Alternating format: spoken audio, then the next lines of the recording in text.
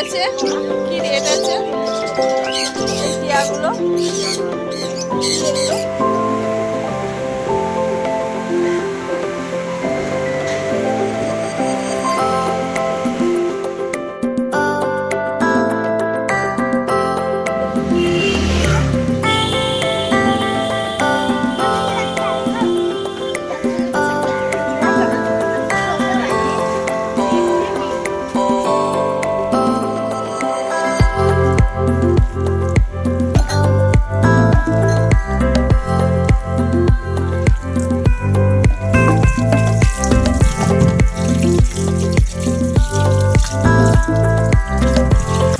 নমস্কার বন্ধুরা, কেমন আছো তোমরা সকলে? আশা করব খুব ভালো আছো, সুস্থ আছো। তো আজকে আবার একটা নতুন ব্লগ নিয়ে হাজির হয়ে গেছি তোমাদের সামনে। আর আজকে আমি রান্না কাজ সেই রকম দেখাবো না, সকালবেলা আমাকে কাজকর্ম করতে হবে, কিন্তু আজকে আমি যাব শ্রীরামপুর। তো শ্রীরামপুরে যাচ্ছি, তো তোমরা সঙ্গে থাকো, দেখতে থাকো। কেন যাচ্ছি, কিসের জন্য যাচ্ছি, সবটুকু তোমাদের সঙ্গে শেয়ার করব, কিন্তু সঙ্গে থেকো, পুরো ভিডিওটা দেখো। আশা করছি তোমাদের খুব খুব ভালো লাগবে। ভালো লাগলে চ্যানেলটিকে সাবস্ক্রাইব করতে ভুলো না, লাইক করতে ভুলো না, শেয়ার করতে ভুলো না। সবাইকার একটু সাপোর্টের দরকার, তবেই তো এগিয়ে যেতে পারবো, তাই না? ঘুম থেকে উঠে পড়েছি, ঘুম থেকে উঠেই দেখো উপরের ঘরটা গুছিয়ে নিয়েছি, গুছিয়ে টুছিয়ে চলে এসেছি এখন নিচে। আলু কাটছি, হচ্ছে তরকারি বানাবো। কারণ হচ্ছে ওই যে বললাম শ্রীরামপুর যাব, শ্রীরামপুরে যাওয়ার জন্য আগে তো আমাদের তো সংসারের মানে কাজকর্ম তো করে যেতে হবে, তাই না? মানে বর আর থাকবে বাড়িতে, তার চিন্তাটাও করতে হবে, তার জন্য রান্নাবান্না করতে হবে। আর আজকেই আমার শাশুড়ি মায়ের পালা শেষ, তা ওনাকেও ভাত দিয়ে আসতে হবে। বাপের বাড়ি গিয়েছিলাম, তো বাড়ি চলে এসেছি আগের দিন। বাড়ি এসে আজকে পরীক্ষা, কারণ পরের দিন হচ্ছে ভোটের ফলাফলের রেজাল্ট, মানে সোমবার। এটা হলো রবিবারের ব্লগ। তো সেদিন তো বাড়ি থেকে বেরোনোই যাবে না, তার জন্য মা বললো না এতদিন থাকতো না। ভেবেছিলাম বাপের বাড়ি থেকেই মেয়েকে পরীক্ষাটা দিয়ে আসবো, ভালো হবে, তাহলে এই রান্না বান্নাগুলো আর আমাকে করতে হতো না। মা, ভাই, ওরা করতো, আর এসে মানে কি বলবো, দুহাত ভরে খেয়ে নিতাম। কিন্তু বাড়িতে থাকলে তো নিজের হাতে রান্না কাজ সব কিছু সেরে তারপর হাই ফাই করে ছুটতে হবে অটো টোটো ট্রেন ধরার জন্য। কিন্তু সেটা আর হলো না গো, কারণ আজকে যদি বাপের বাড়ি থাকতাম, কারণ মেয়ের পরীক্ষা আছে 2টো থেকে 5টা অবধি পরীক্ষা, তারপরে ধরো ফিরতে ফিরতে সন্ধ্যা হয়ে যাবে। তো সেদিন তো আর বাপের বাড়ি থেকে বাড়ি আসা যাবে না, তাই পরের দিনই আমাকে আসতে হবে। তো যাই হোক, তার জন্য আগে ভাগেই বাড়ি চলে এসেছি। তো চলো, সবজি কাটা হয়ে গেছে, এখন খেয়ে নিচ্ছি চা। চা তো খেতেই হবে সকালবেলাটা। আর যেহেতু 2টো থেকে পরীক্ষা, তো অত তাড়াহুড়ো নেই। আগের বারে যখন পরীক্ষাটা দিতে গিয়েছিলো তখন 10:30 না 10টা থেকে এরকম টাইম ছিল। তো তখন মানে খুব অসুবিধা হয়েছে, সকালবেলা রান্নাবান্নাও করে যেতে পারিনি। এই যে এঁচোড় বাপের বাড়ি থেকে নিয়ে এসেছিলাম, কাঁঠাল হয়ে গেছে জানো এঁচোড়গুলো। তো এঁচোড়ের তরকারি করলাম, আর রয়েছে পান্তা ভাত। পান্তা ভাতগুলো বড়মশাই খেয়ে নেবে, চাপ নেই। বড়মশাই পান্তা ভাত খেতে ভীষণ ভালোবাসে, আর আমি তো ভাত করেছি। আর এখানে ছোলার ডাল ভেজাতে দিয়েছি, ছোলার ডালের করব বড়া। পেঁয়াজ, কাঁচা লঙ্কা, লবণ, হলুদ সব মিক্স করে নিয়েছি। এবার এগুলোকে বড়া ভাজবো, বড়া ভেজে পান্তা ভাতের সঙ্গে খেতেও দারুণ লাগে, গরম ভাতের সঙ্গে খেতেও দারুণ লাগে। তোমরা কি কখনো খেয়েছো এরকম ডালের বড়া? অবশ্যই কিন্তু কমেন্টস করে জানিও। তার মধ্যে আবার দেখো নিয়ে এসেছে মাছ। তো মাছটাকেও আবার বেছে ধুয়ে রেখে দিতে হবে। তো এখানে দেখো ধুয়ে রেখে দিলাম, রেখে দিয়ে আমি ভাজা করলাম। মাছের ঝাল আর করতে পারলাম না, তো মাছটা ভাজা করে আমি জাস্ট চলে এসেছি। টাইম হয়ে গেছে, কারণ অটোটাও তো আবার ধরতে হবে। আমাদের তো আর বাড়ির কাছে ট্রেন নয় যে ট্রেনে স্টেশনে গিয়ে ট্রেন ধরে নেবো। তো আমি কী করলাম, মাছগুলোকে যথারীতি সবাইকার একটা করে ভাজা করে আর বাকিটা ফ্রিজে পুরে রেখে দিয়ে এসেছি। আর জানো তো, কোনো পরীক্ষা টরীক্ষা দিতে গেলে মাছ খেয়ে যাওয়া কিন্তু ভীষণ শুভ। তো মাছ ভাজা দিয়ে মেয়েকে 2 খাবল ভাত আর আমি 2 খাবল ভাত খেয়ে এসেছি, জাস্ট 2 খাবলই। আর এর থেকে বেশি এই সকালবেলার পেটেও ঢুকলো না, দেরিও হয়ে গেছে। তো আর কি করা যাবে বলো। তো এই দেখো স্টেশনে এসে পৌঁছে গেছি। হ্যাঁ, ট্রেনে আছে, ট্রেন আসছে, মোটামুটি কানলার দিকে ট্রেনটা চলে এসেছে, আর কিছুক্ষণের অপেক্ষা। আর এখানে জানো তো কী কাণ্ড হয়েছে, দেখো স্টেশনে বসেছিলাম, আর এই যে এই মহিলাটা দেখো এইখানটাই মানে এই ভদ্রমহিলা স্টেশনে ওই মানে যেতে যেতে পড়ে গেল, হঠাৎ আছড়ে পড়লো। মানে আমাদের কি বলো তো কখন কি বিপদ হয়। এই যে বসে আছে দেখতে পাচ্ছ চশমা চোখে দিয়ে, এই ভদ্রমহিলা পড়ে গেছে, আছড়ে পড়ে গেল। তো যাই হোক, মানুষের কখন কি বিপদ হয় বলা যায় না। আছড়ে পড়লেও কিন্তু হাঁটুতে হাতের কোনোই লাগে, প্রচণ্ড পরিমাণ লাগে। কিন্তু কি করবে বলো, বিপদ কখন আসবে কি আমাদের বলে কয়ে আসে বলো। রাস্তাঘাটে তো তবু আমাদেরকে বেরোতেই হবে, তাই না? তো চলো, আমাদের ট্রেন দেখো চলে এসেছে। আর এই যে আমার মেয়ে বসে আছে, আর আমার মেয়ে তো প্রচণ্ড রেগে যায় এইরকম রাস্তাঘাটে ব্লগ করলে। কিন্তু আমি তো ব্লগ করি বলো, ব্লগ তো আমাকে যেখানেই যাই ব্লগ তো আমাকে করতেই হবে। কিন্তু আমার মেয়ে ভিডিও করলে প্রচণ্ড পরিমাণ রেগে যায়। তো আমি কি করি, মেয়ে থাকলেও আমি চুপি চুপি একটু এগুলোকে তুলে নিই, মানে যাতে বুঝতে না পারে সেইভাবেই আমি তুলে নিই। মানে ফোনটা হাতে ধরে আছি সেইভাবেই আমি মানে ভিডিওগুলো করে নিই। কিন্তু কী করব, মেয়ের পছন্দ নয় এইভাবে ভিডিও করা, কিছু করার নেই। এটা তো চলে গেল, এটা কাটোয়ার দিকে যাচ্ছে, আর আমরা যেহেতু শ্রীরামপুর যাব তাই আমরা ব্যান্ডেলের দিকে যাব। তো দুটো ট্রেনই একসঙ্গে প্রায় ঢুকবে।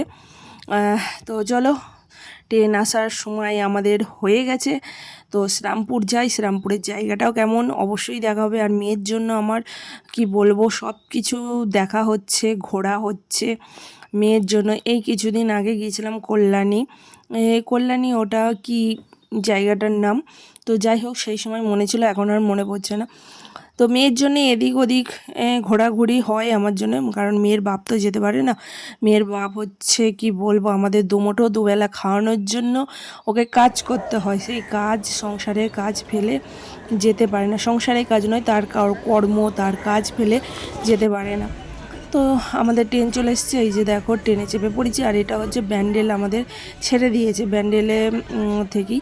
তখনই আমরা, না সরি, ব্যান্ডেল নামবো, তোমাদেরকে আমি ভুলভাল বলছি, ব্যান্ডেল নামবো, এটা ব্যান্ডেল চলে এসেছে এতক্ষণ ধরে। যাই হোক, আমরা বসার সিট পেয়েছি। এই সময়টা প্রচণ্ড পরিমাণে ভিড় হয়, রবিবার বলে কোনো কথা নয়, রবিবার হলেও ভিড় হয়। তো শ্রীরামপুর স্টেশনে দেখো নেমে পড়েছি। আর শ্রীরামপুরে ধরো অনেক ব্লগারকে দেখি ব্লগ করতে। তো জায়গাটা মানে কিছুটা মানে এগুলো পরিচিত, গঙ্গার ধার, এই সবগুলো জানাশোনা আছে।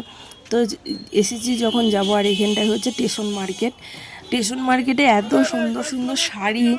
মেয়ে বলছে, ওমা আমাদের তো বিয়ে বাড়ি আছে, মানে আমাদের বৃহস্পতিবার বিয়ে আর বুধবার আইবুড়ো ভাত, তো মা দুটো শাড়ি কিনে নেবে। আমি বলছি দেখি যদি আবার, মানে ওর যে কলেজটা থেকে স্টেশন মার্কেটটা অনেকটাই দূর। তো যাই হোক, এই দেখো টোটো ওই বসে পড়েছি। আর এই যে মেয়ের কলেজের এখানে চলেছে, প্রচণ্ড পরিমাণ গরম গো।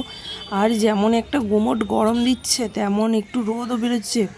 তো মেয়ে তো ঢুকে গেছে, মেয়ের টাইম হয়ে গেছে, আমরাও চলে এসেছি গঙ্গার ধারে। আমরা বলতে আমি একাই এসেছি, সবাইকার সঙ্গে জুটি আছে, কিন্তু আমার ভাই জুটি নেই, আমি একাই ঘুরছি, কী করবো বলো, কাউকে আর জুটি বানাইনি। আর এখানে দেখো সাঁতার কাটছে গঙ্গার ঘাটে। হ্যাঁ, তার আগে গিয়েছিলাম কোটের ওখানে একটা টয়লেটে গিয়েছিলাম। তো সেখানটা আর ভিডিও করা হয়নি গো, সেখানে গিয়েছিলাম, এক ভদ্রমহিলার সঙ্গে গিয়েছিলাম। তো ওনার সঙ্গে গিয়ে টয়লেট করে এসেছি, কিন্তু ওখানে ভিডিও করা হয়নি। ওটা হচ্ছে কোটের ওইখানটাতেই, বেশ সুন্দর জায়গাটাও ছিল।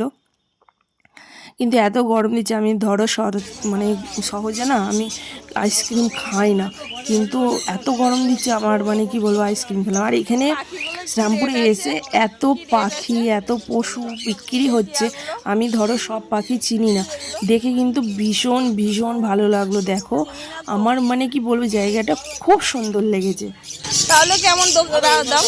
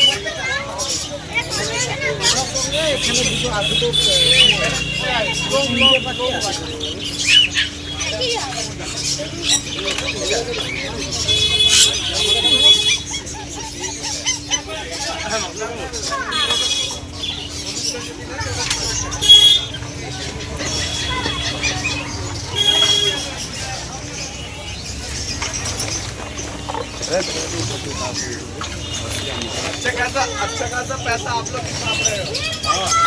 देखिए आगे जल्दी जा रहा है।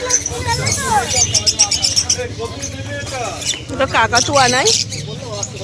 হ্যাঁ এগুলো পায়রা। কাকাতুয়া এখানে ককটেল আছে কাকাতুয়ার বদলে। কাকাতুয়ার অনেক দাম তো, 7 লাখ টাকা পায়রা বলে। ও ছোটন পায়রা।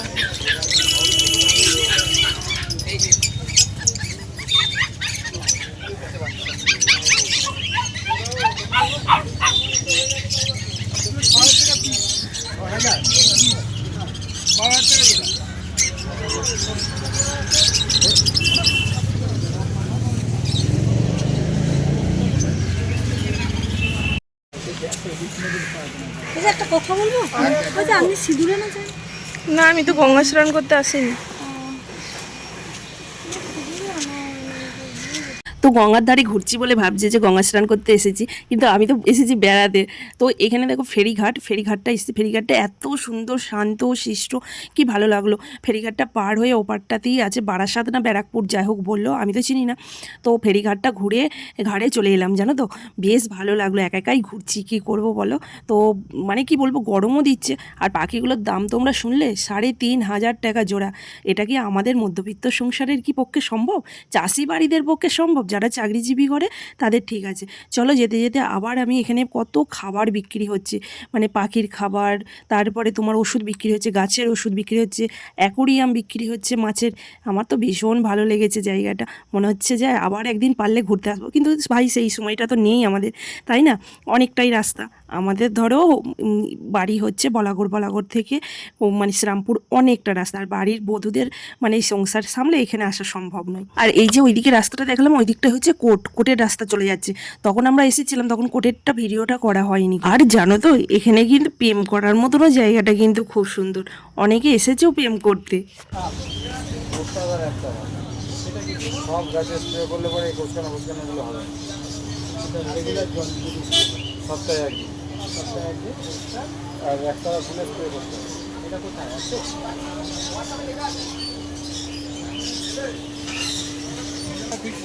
হ্যাঁ অল্প জল দেবে, বেশি জল দেবে। জেট প্ল্যান, এটা বড় হচ্ছে, এটা এগো বাইরে বার করে দাও, বাইরেই থাকে। কালকে খুব ঝড় বৃষ্টি হলো না আমার ওখানে, না হাওয়া এত জোরে বাইরে বার করে দাও। আর এটা স্প্রে করো।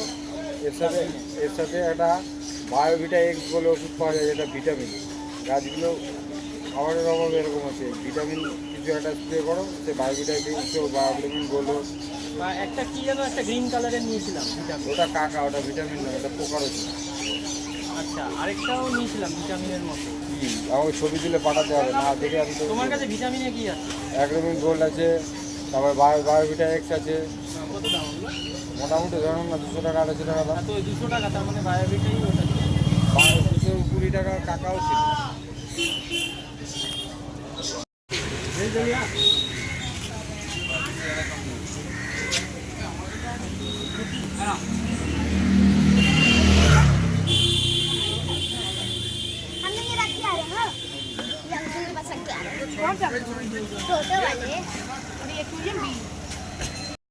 তো মেয়ের ছুটি হয়ে গেছে বন্ধুরা। তো আমরা এখন টোটো করে ফিরছি, স্টেশনের দিকে যাচ্ছি। আর এটা হলো এই যে শ্রীরামপুর স্টেশন।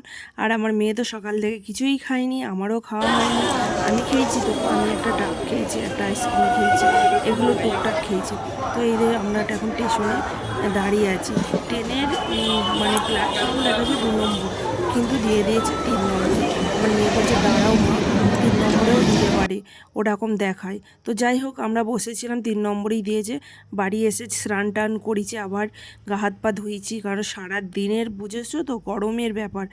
স্নান টান করার পর খাওয়া দাওয়া করে এই যে এখন মা মেয়েদের দুজনাই বসেছি বরফ মাখতে। বরফ মেখে যে কী শান্তি বলে বোঝাতে পারবো না, কারণ প্রচণ্ড গরম, আর গরমের মধ্যে বরফ মাখলে যে কী শান্তি হয় সেটা মেলে তো আমরাই জানি। তো কেমন লাগলো আমার এই ব্লগটি অবশ্যই কিন্তু কমেন্টস করে জানিও। শেষ পর্যন্ত দেখার জন্য তোমাদেরকে অসংখ্য অসংখ্য ধন্যবাদ। যারা যারা এই ভিডিওটি শেষ পর্যন্ত দেখেছো তোমাদের সকলকে অসংখ্য ধন্যবাদ। যারা যারা শ্রীরামপুর চেনো, যারা যারা শ্রীরামপুর থেকে দেখছো এই ভিডিওটা, অবশ্যই কিন্তু একটা কমেন্টস করে যেও। পৃথিবীর যত শেষ প্রান্তেই যাই না কেন বন্ধুরা, মানে কি বলবো, এই বিছানাতে এসে বডিটা ফেললে যে কি শান্তি মেলে সেটা একমাত্র আমিই জানি। মানে কি এত শান্তি এই বডিটা ফেলার পর। টেনে বসার জায়গা পেয়েছি, বসে শান্তি পাচ্ছি না, মানে সারাক্ষণ বসে আছি, পাই পাই করে ঘুরেছি শ্রীরামপুরে, পুরো গঙ্গার ধারটা ঘুরেছি। ঘোরার পরে এসে ওখানেও বসে আছি 2 ঘন্টা, ট্রেনে উঠে বসে আছি 1 ঘন্টা 1.5 ঘন্টার ওপরে বসে আছি। বসে থেকে আর ভালো লাগছে না। এখন যে বিছানায় বডিটা ফেলেছি, এই বডিটা কি যে আরাম ফেলার পর থেকে সেটাই বুঝতে পারছি। তো চলো টাটা, আজকের মতন এখানেই বক শেষ করলাম। দেখা হবে পরের একটা ভিডিওতে। ভালো থেকো, সুস্থ থেকো, সাবধানে থেকো, হাসি খুশিতে থেকো। তবে শ্রীরামপুরের পুরো গঙ্গাধারটা ঘুরলাম, কিন্তু মার্কেটটা ঘোরার ইচ্ছা ছিল, কিন্তু যাওয়া হলো না। ওটাই আমার ভুল হয়ে গেছে। প্রথমেই যদি মার্কেটটা ঘুরে এসে গঙ্গার ধারটা ঘুরতে যেতাম ভালো হতো। বেশ ভালো লেগেছে জায়গাটা, নতুনত্ব জায়গা। শপিং করতে যাবো। হ্যাঁ, বললাম পরের ট্রেনটায় বাড়ি আসি, চ ওখানটা। পরের দিনটা এলে আর অটো ফটো কিচ্ছু পেতে না, রাত হয়ে যেত প্রচুর, 8টা বেজে যেত, কি হয়েছে? তখন আরো শরীর ক্লান্ত লাগতো। এখনই তো উল্টে পড়ে আছো, তখন তো আরো উল্টে পড়ে থাকতে। ওটা বোঝো। চলো টাটা।